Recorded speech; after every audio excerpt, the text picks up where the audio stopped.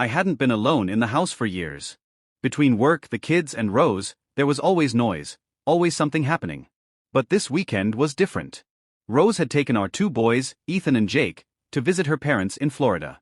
She had spent weeks planning every little detail, making sure they packed everything they needed, arranging the flights, and ensuring that everything was in order.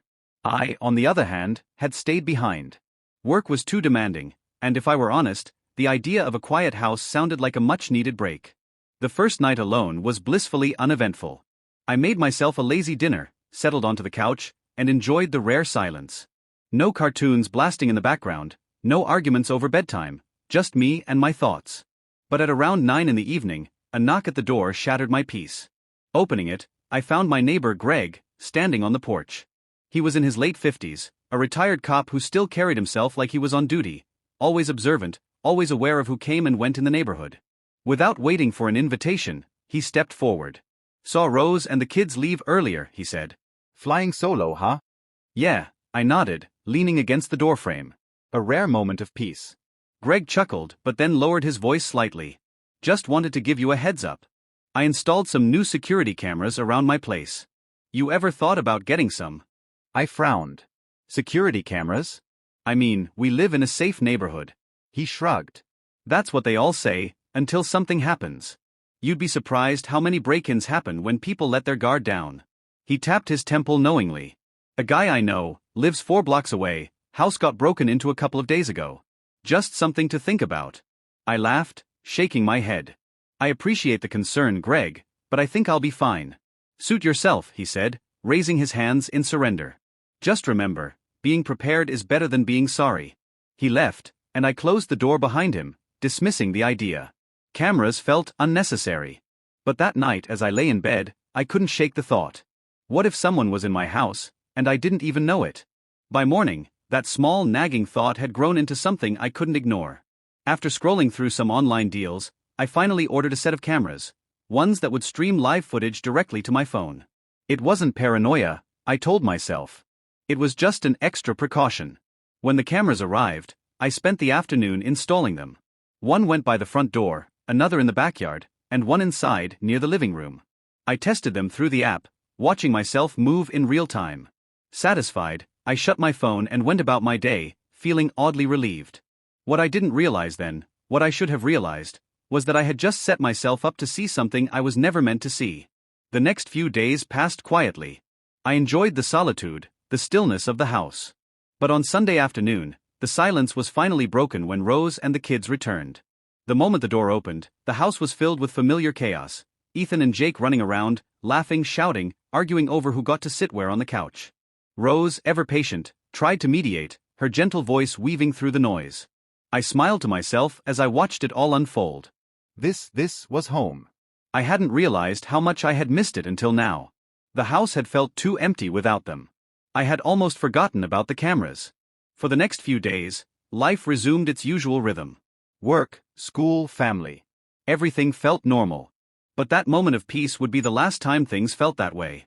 It was Tuesday afternoon, and I was sitting at my desk at work, sifting through emails, when I suddenly remembered the cameras. I hadn't checked them since installing them.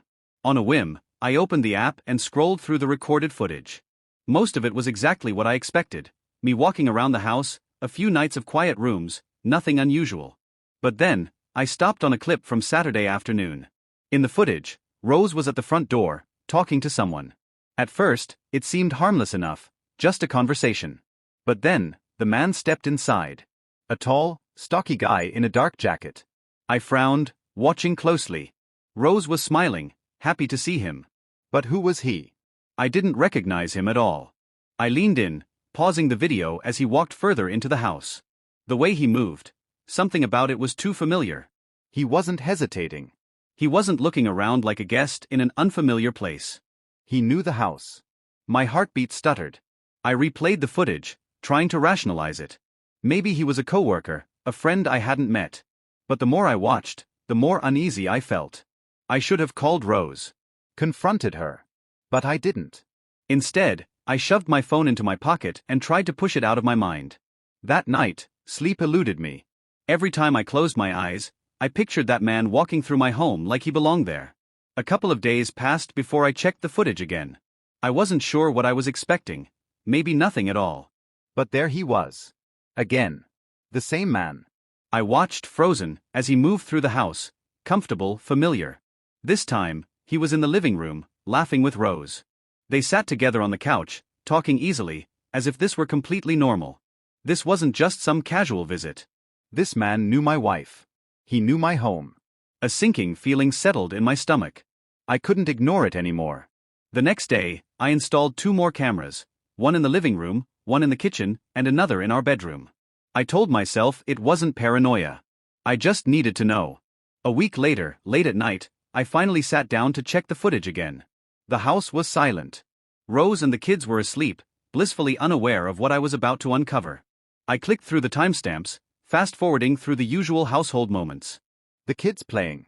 Rose cooking. Normal life. Then, I saw it. My stomach clenched. The bedroom footage. I clicked on it, my hands suddenly cold. For a moment, the screen showed Rose standing by the bed alone. Then, a few seconds later, he walked in. The same man. My grip tightened around my phone, my fingers numb. He stepped toward her. She turned to him. And then, I felt the air leave my lungs. I should have never checked the cameras. Rose didn't look surprised. She didn't ask him why he was there.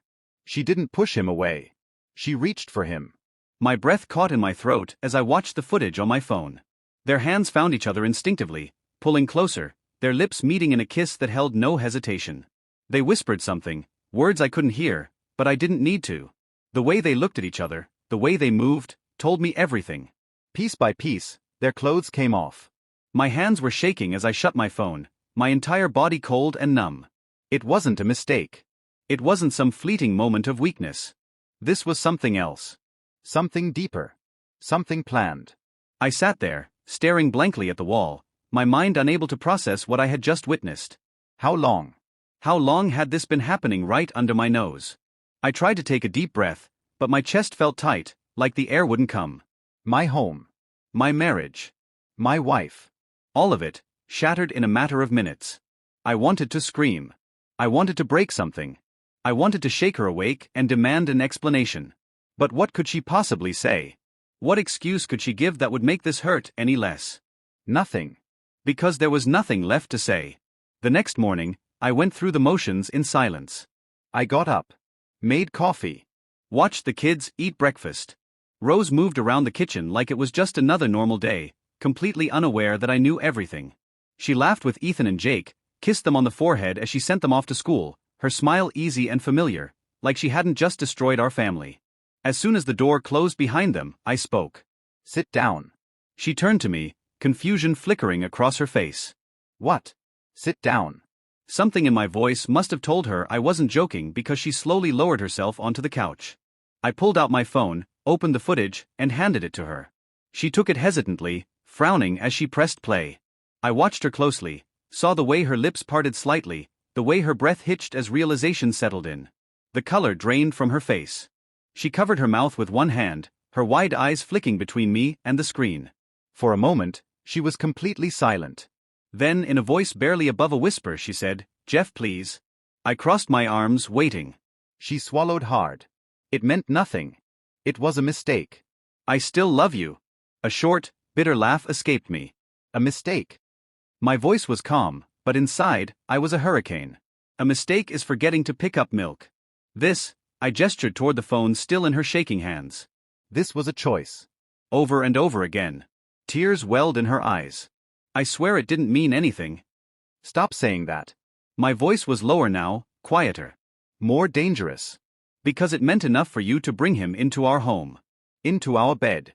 I shook my head, my jaw tightening. You don't get it, do you? The trust is gone, Rose. What you did, this, can't be fixed. She reached for my hand, but I pulled away. "Jeff, please," she begged, her voice breaking. "Don't do this. Don't throw everything away." I stood, looking down at her with the cold realization that the woman I had built my life with was now a stranger. "I'm not the one who threw it away, Rose." My voice was quiet but firm. You did. I didn't say another word. I just turned and walked down the hall. Inside the bedroom, the same room that now felt ruined, I grabbed a duffel bag from the closet. A few shirts, some jeans, the essentials. Just enough to get by for a few days. My hands were steady, but my chest felt hollow, like I was watching myself from the outside. Rose stood in the doorway, her lips trembling, her eyes red. "Where are you going?" I zipped up the bag. "I can't stay here." She took a small step forward. "Jeff, please." I brushed past her without looking back. I didn't stop until I was in my car, the engine running, my mind a tangled mess of anger, grief, and disbelief. But I knew exactly where I was going. My mother's house. When she opened the door, she looked surprised to see me standing there, a bag slung over my shoulder. "Jeff? What's going on?" I let out a slow breath. "Can I come in?" She stepped aside immediately, concern etching deep lines into her face. The moment I sat down, the words just started pouring out. The cameras, the footage, the betrayal.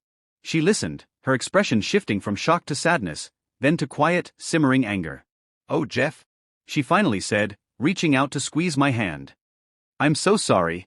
I nodded, swallowing against the lump in my throat. "I'm done, Mom." "I can't go back." She nodded in understanding. "Then don't." The next morning, I went straight to a lawyer. Filing for divorce felt surreal, but there was no hesitation. I didn't want explanations. I didn't want second chances. I just wanted out. But something kept gnawing at me. The man. Who was he? I hired a private investigator, giving him every detail I could, descriptions, footage, anything that might help. A few days later, he called me. "I found him," he said. My grip tightened on my phone. "Who is he?" There was a pause, like he was bracing himself. "His name is Mark.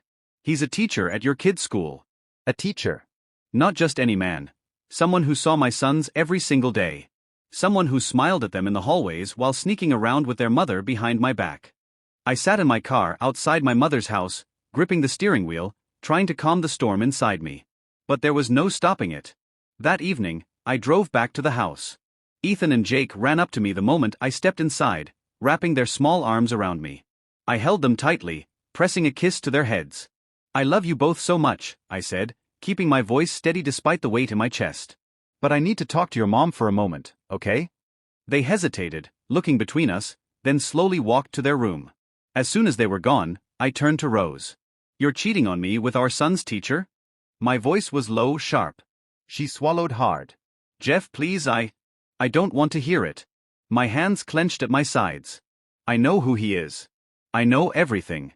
And I want you to know that I've already filed for divorce." Her eyes widened. "You what?" "It's over." I let the words sink in.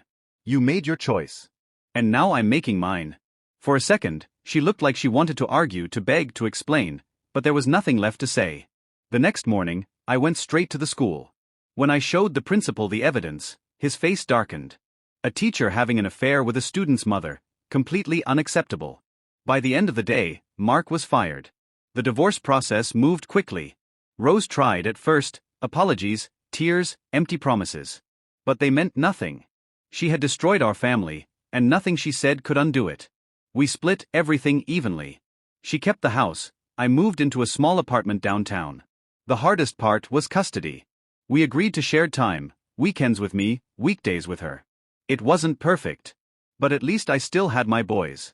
The day the divorce was finalized, I walked out of the courthouse feeling lighter. The pain was still there. The betrayal still burned. But I wasn't trapped anymore. I had my freedom, my dignity, and a future that was mine to rebuild. And that was enough.